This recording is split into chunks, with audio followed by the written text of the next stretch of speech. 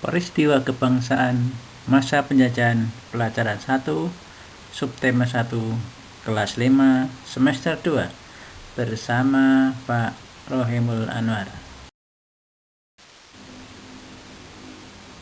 Selamat datang di channel Pak Guru Berbagi.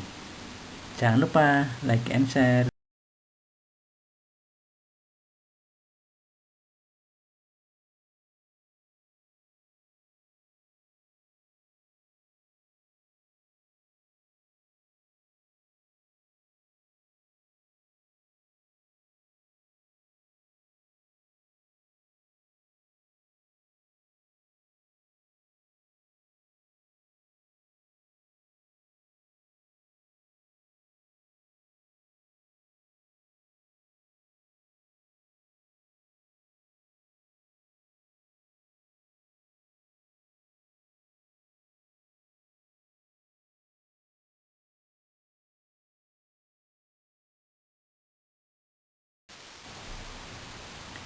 Tujuan pembelajaran agar kalian dapat menjelaskan peristiwa-peristiwa pada masa penjajahan.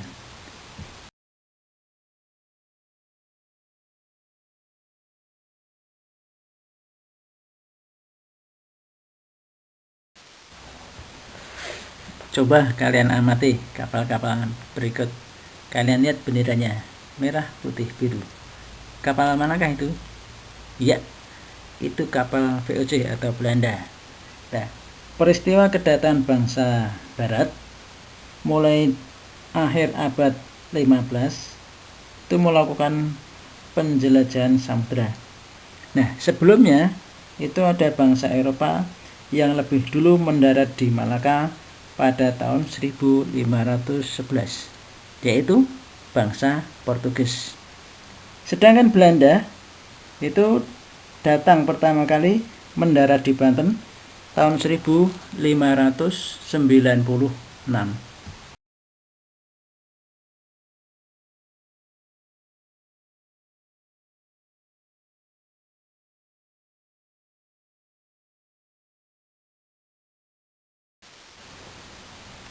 Coba kalian amati pelayaran mereka dari Eropa, kemudian melewati Afrika, kemudian melalui lautan Atlantik, dan sampai akhirnya ke Indonesia.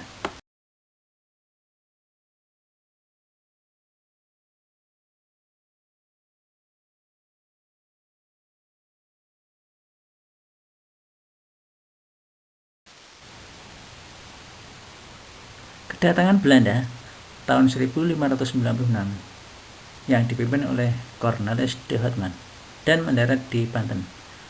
Tahun 1602 dibentuk VOC atau Kongsi Dagang yang menjalankan usahanya monopoli dagang rempah-rempah, mempunyai hak untuk membuat kontrak, membangun kekuatan militer, mencetak uang.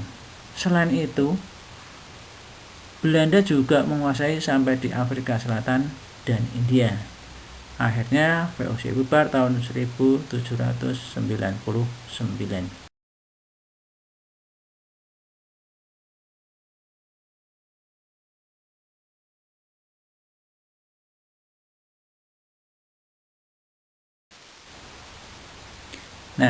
Nah, yang ditunjuk itu adalah lokasi kerajaan Banten, di mana Cornelis de Houtman pertama kali mendarat di Banten. Lihat arah panah tersebut. Kira-kira kalau sekarang dekat dengan Jakarta.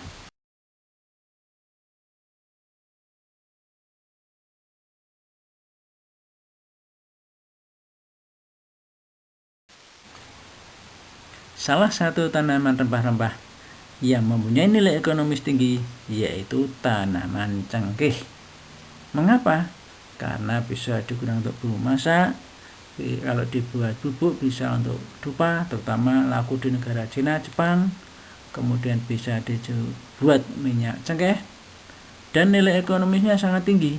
Mengapa? Karena harganya sangat mahal, hampir sama dengan harga emas. Sedangkan membelinya dari Indonesia harganya sangat murah. Akhirnya mereka berbondong-bondong datang ke Indonesia untuk memonopoli dagang. Di samping itu akhirnya menimbulkan penjajahan. Pada awalnya, masyarakat Banten itu senang dengan kedatangan Belanda. Diperkirakan akan memajukan perdagangan. Di samping itu juga membantu dalam menyerang Palembang. Akan tetapi kemudian timbul ketegangan karena masyarakat Banten dengan Cornelis de Houtman itu terjadi perselisihan. Mereka hanya membeli rempah-rempah jika pas musim panen. Kalau tidak panen, tidak mau. Nah, akibatnya mereka diusir dari Banten. Faktor-faktor yang mendorong penjelajahan bangsa Eropa menjelajah samudra sampai ke Indonesia. Yang pertama, mereka mencari kekayaan. Karena apa? Rempah-rempah di Indonesia murah, dijual di negara Eropa, harganya sangat laku keras, sangat tinggi harganya. Nah, mereka untung besar sehingga banyak yang kaya-kaya orang Belanda itu.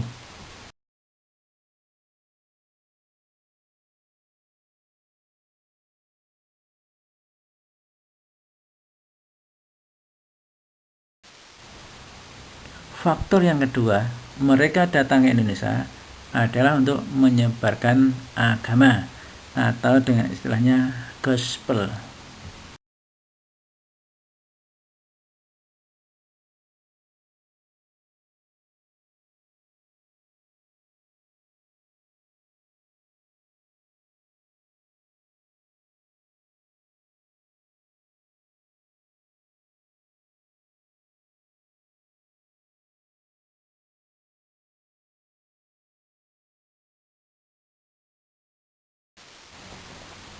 Alasan yang ketiga, mereka datang ke Indonesia karena mencari kejayaan atau istilahnya glory.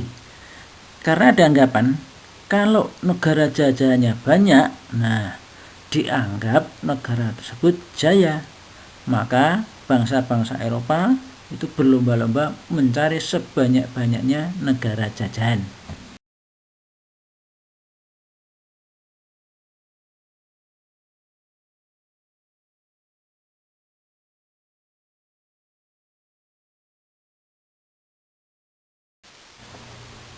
Alasan yang keempat, karena perkembangan ilmu pengetahuan dan teknologinya. Nah, salah satunya adalah teknik membuat kapal. Nah, kapal-kapal ini mampu melakukan penjelajahan ke berbagai negara.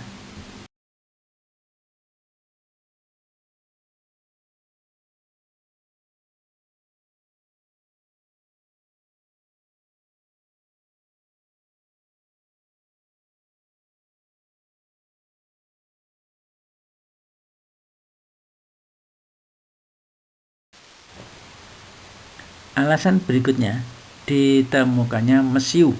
Jadi perkembangan ilmu pengetahuan teknologi dengan ditemukannya mesiu, kapal-kapal itu dilengkapi dengan senjata.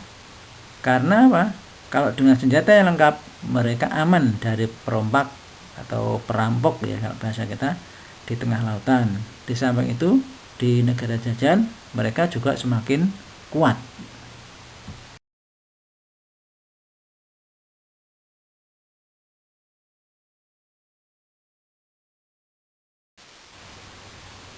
Perkembangan ilmu pengetahuan dan teknologi yang berikutnya yaitu dengan ditemukannya kompas. Kalian tahu apa itu kompas?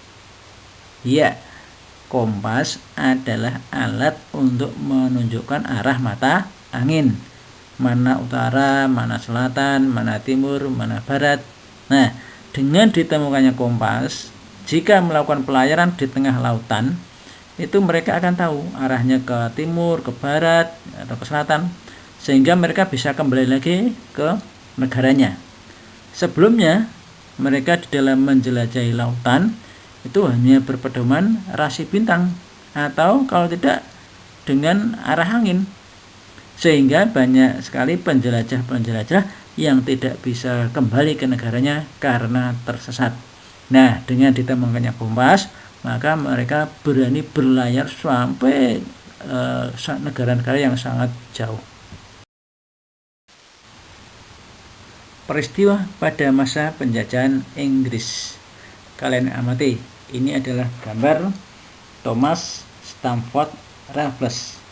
Dia sebagai Letnan Gubernur di Indonesia setelah Inggris bisa mengalahkan Indonesia. Nah, di sebelahnya itu ada tanaman Rafflesia arnoldi. Itu untuk mengenang karena dia yang menemukan bunga tersebut.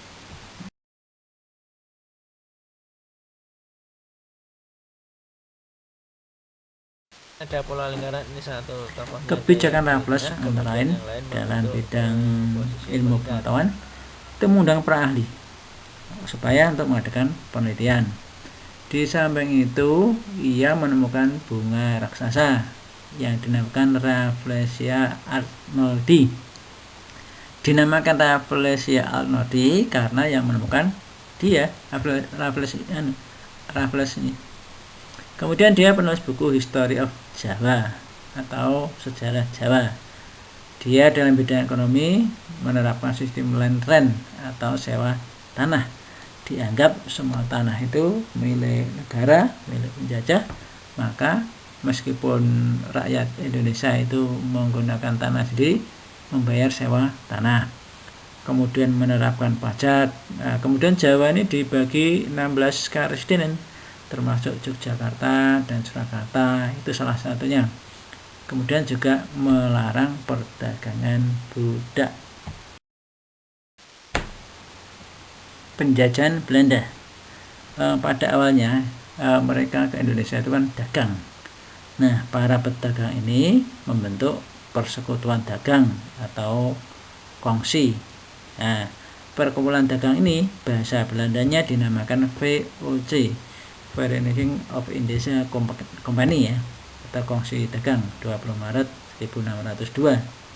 Nah, lama-lama VOC ini akhirnya memonopoli perdagangan, kemudian bahkan bisa membuat senjata. Nah, akhirnya mereka tidak hanya sekedar berdagang, akhirnya mereka ingin menguasai Indonesia.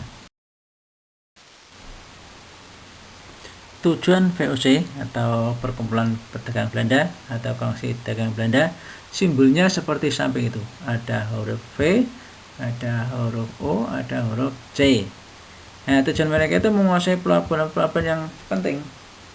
Kemudian juga ingin menguasai kerajaan. Di samping itu juga ingin memonopoli perdagangan sehingga mereka mendapatkan untung yang sangat banyak.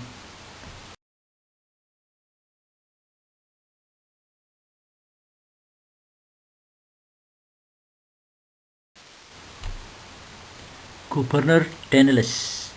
Nah, kebijakannya yang lain meningkatkan jumlah tentara, prajurit kalau bahasa kita.